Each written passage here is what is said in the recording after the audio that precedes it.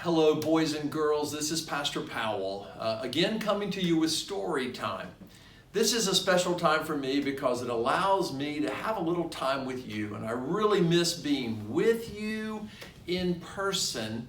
But this gives me an opportunity to share with you some of the special stories that I have loved all of my life. And so today I want to read for you a story called The Velveteen Rabbit by Marjorie Williams. There was once a velveteen rabbit. He was fat and bunchy, as a rabbit should be. His coat was spotted. He had real thread whiskers, and his ears were lined with pink satin. In the top of the boy's Christmas stocking, with a sprig of holly between his paws, the effect was charming. For at least 2 hours, the boy loved him. And then aunts and uncles came to dinner, and there was a great rustling of tissue paper and unwrapping of parcels. And in the excitement, the Velveteen Rabbit was forgotten. For a long time, he lived in the toy cupboard or on the nursery floor, and no one thought very much about him. He was naturally shy, and being only made of velveteen, some of the more expensive toys quite snubbed him. Between them all, the poor little rabbit was made to feel himself very insignificant and commonplace, and the only person who was kind to him at all was the skin horse. The skin horse had lived longer in the nursery than any of the others. He was wise, for he had seen a long succession of mechanical toys arrive to boast and swagger, and by break their mainsprings and pass away. And he knew that they were only toys and would never turn into anything else.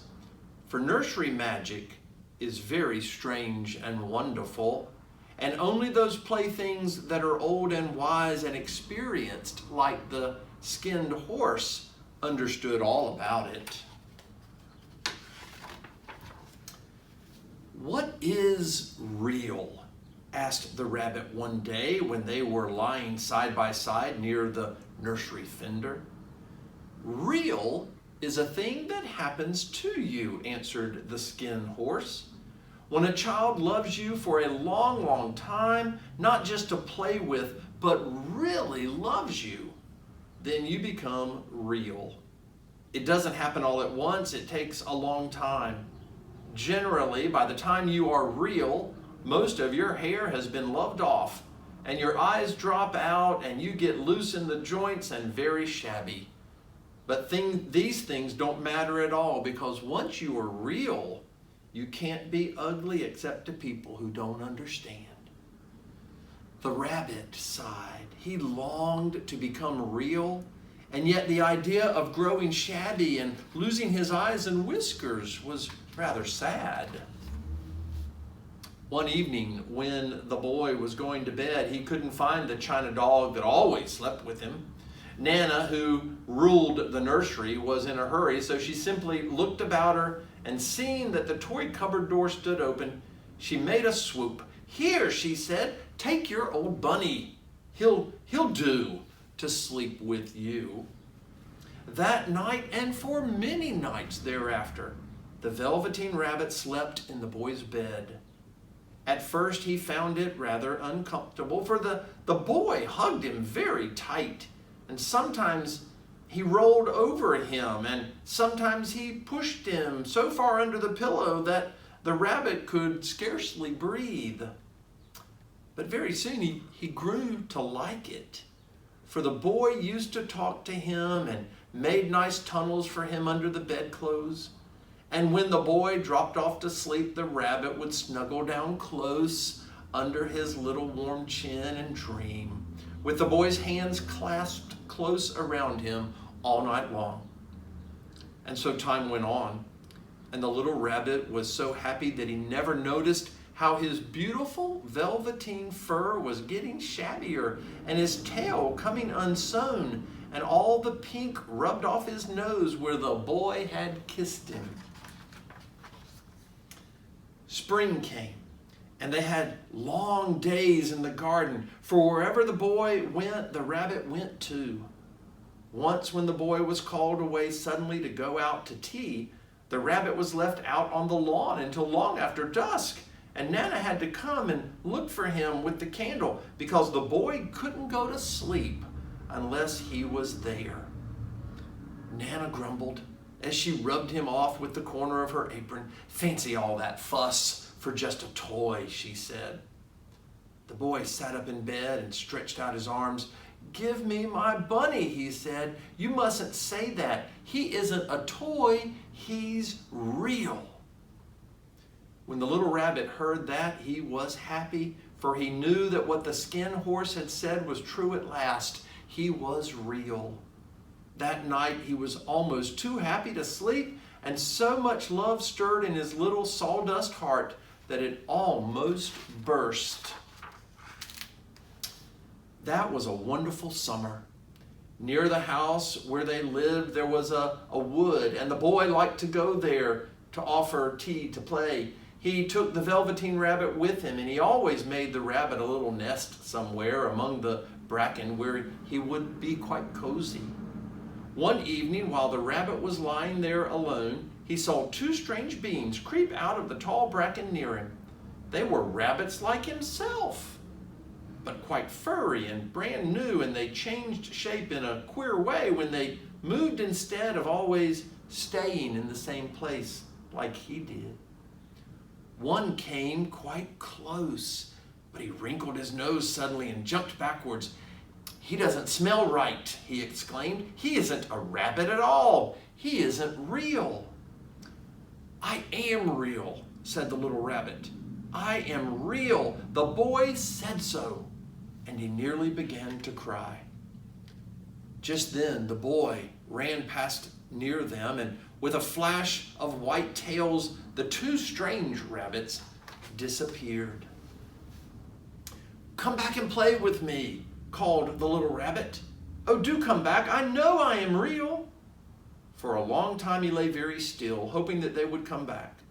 But they never returned, and presently the sun sank lower and the little white moths fluttered out, and the boy came and carried him home. Weeks passed, and the little rabbit grew very old and shabby. The boy loved him so hard that he loved all his whiskers off, and the pink lining to his ears turned gray, and his brown spots faded. He scarcely looked like a rabbit anymore, except to the boy. And then one day the boy was ill. His face grew very flushed, and his little body was so hot that it burned the rabbit when he held him close. Strange people came and went in the nursery, and all through it the little Velveteen rabbit lay there, hidden from sight under the bedclothes. For he was afraid that if they found him, someone might take him away, and he knew that the boy needed him. It was a long, weary time, for the boy was too ill to play, but the rabbit snuggled down patiently and looked forward to the time when the boy would be well again. Presently the fever turned, and the boy got better, and one day they let him get up and dress. They carried the boy out on the balcony, wrapped in a shawl, and the little rabbit lay tangled up among the bedclothes, thinking. The boy was going to the seaside tomorrow. Everything was arranged, and now it only remained to carry out the doctor's orders. The room would be disinfected, and all the books and toys that the boy had played with in bed must be burnt. Just then Nana caught sight of him. "How about this old bunny?" she asked. "That?" said the doctor. "Why, it's a mass of scarlet fever germs. Burn it at once. Get him a new one. He mustn't have that one anymore." And so the little rabbit was put into a sack with the old picture books and a lot of rubbish, and carried out to the end of the garden behind the fowl house. That night the boy slept in a different bedroom, and he had a different bunny to sleep with him. It was a splendid bunny, all white plush with real glass eyes, but the boy was too excited to care very much about it. And while the boy was asleep, dreaming of the seaside, the little rabbit lay among the old picture books in the corner behind the fowl house, and he felt very lonely. He thought of those long sunlit hours in the garden, how happy they were, and a great sadness came over him. And a tear, a real tear, trickled down his little shabby velvet nose and fell to the ground. And then a strange thing happened. For where the tear had fallen, a flower grew out of the ground, and out of it there stepped a fairy. She came close to the little rabbit and kissed him on his velveteen nose. "I am the nursery magic fairy," she said. "I take care of all the playthings that the children have loved. When they are old and worn out, and the children don't need them anymore, then I come and take them away with me and turn them into real."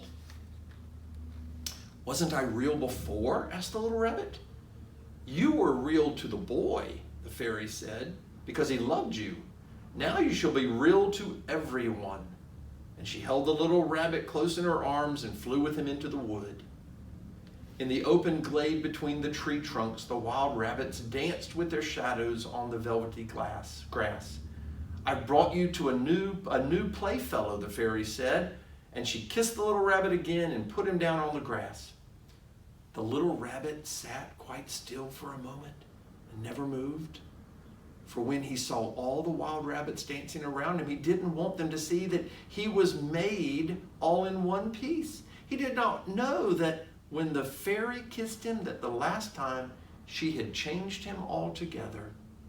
Just then something tickled his nose, and before he thought what he was doing, he lifted his hind toe to scratch it. And he found that he actually had hind legs. Instead of dingy velveteen, he had brown fur, soft and shiny. His ears twitched by themselves, and his whiskers were so long that they brushed the grass. He gave one leap, and the joy of using his hind legs was so great that he went springing about the turf on them.